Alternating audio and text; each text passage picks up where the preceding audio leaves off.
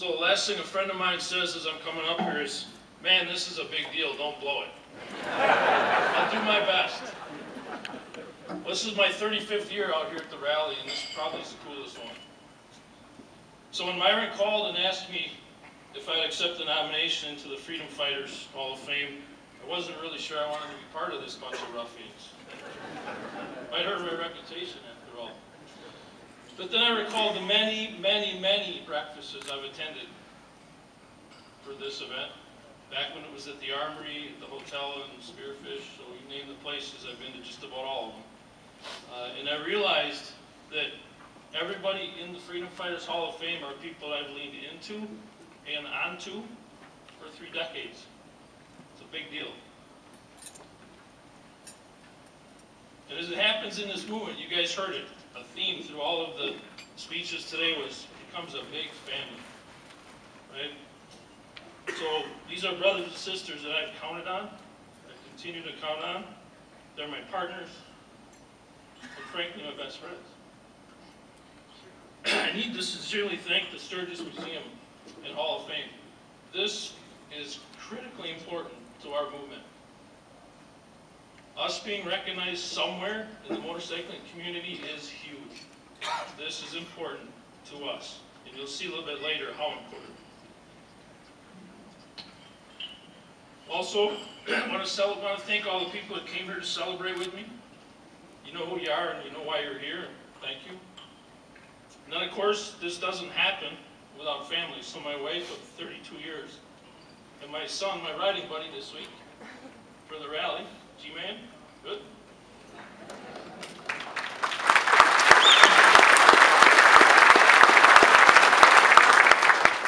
Where's Rick? Thanks for mentioning my son.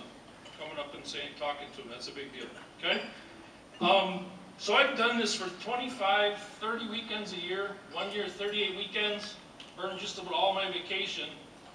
For me, it was a good time. It was what I do.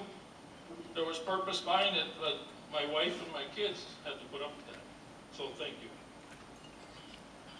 They sacrificed a ton for me to be here today. So why do I continue this work? Why do I do this? Why have I done this for 3 decades? Because it's transformational. When somebody gets together, they realize that they can go meet a Congress critter and they can talk to them about a particular bill that we're trying to get sponsored.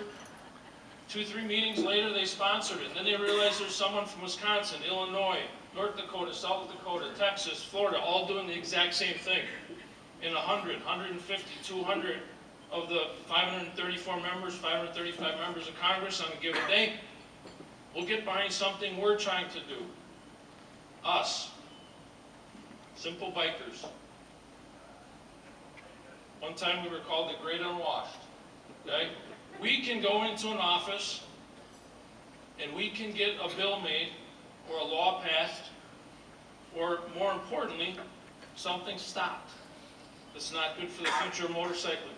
When you realize you can do that, you become a different person. I've watched thousands of people become those different persons over the years. That's what really motivates me today.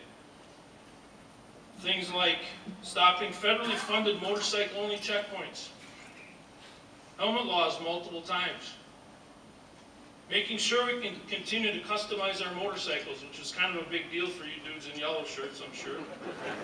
Okay? Horsepower bands. There were several times suggested that we have horsepower bands. That's not good. Okay? Preventing federal agencies from lobbying against motorcyclists. Well, that happens. Used to. Now some of them can't because of the work of the freedom fighters.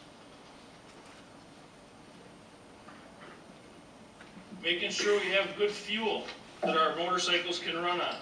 A lot of custom motorcycles can't use normal fuel. Yeah, we need a special fuel. It's good to have it. Now it's important that we're included in intelligent transportation, in autonomous vehicles, so that they sense us. You know, there's countries in the United States, or I mean in the world today, that are suggesting motorcycles should not be part of the traffic pattern because they won't be able to be recognized by intelligent transportation and autonomous vehicles. Okay? So thankfully in the United States we've got motorcycles included in all language that involves intelligent transportation. I do not want to be somebody that has to be on the side of the road. That's not going to go well for them, trust me. What drove me to start this is the theory and the philosophy that goes right here in the head and in the heart. And that's that freedom comes with a responsibility. We need to be responsible and act like we deserve it. And more importantly, we need to fight for it. It comes with a responsibility that we fight for what's so important. I was privileged to present the Motorcycle Riders Foundation highest award, the Farmers Award, to someone in this room, Chopper Charlie of the famous Gilmore Boys.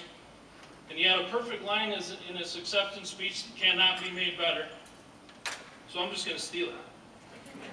And I quote, "It's unfathomable to think someone can receive such a prestigious award for just doing what you love so much. But I'm not giving it back."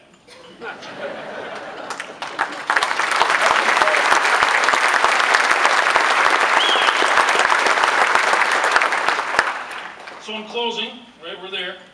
I have a short exercise for some of you. So if you're part of the MRF Old Timers group, the group that started this 35, almost 38 years ago, stand up. Okay, keep going. DC staffers, Motorcycle Riders Foundation board members, past, present, assistants, all the above.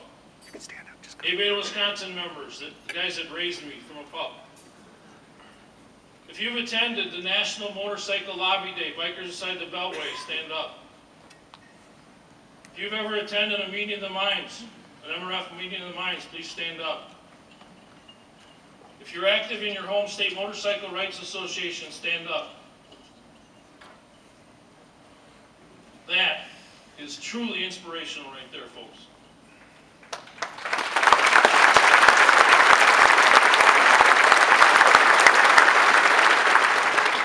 So I'm simply the lucky one that gets to accept this award on your behalf in the organizations you represent. This one's for you.